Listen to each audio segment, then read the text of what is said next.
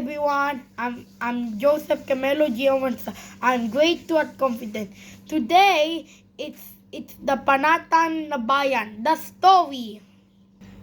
Ininibig ko ng Pilipinas, ang aking posulinang, ang aking lupan silina, sinilanga, tahanan na aki lahip.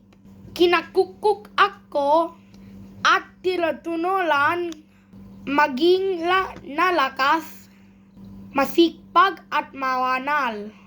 Dahil mahal ko ng Pilipinas, diningding ko ng paho ng aking nagulang. Sundin ko ang tuntunin ng pahinto, paalalan.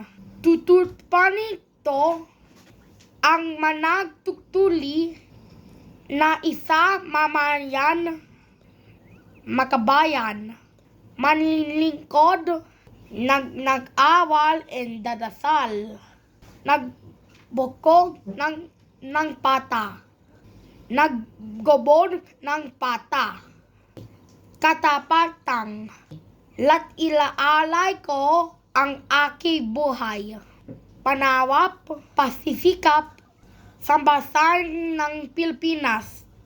Moral of the story, salamat po, teacher.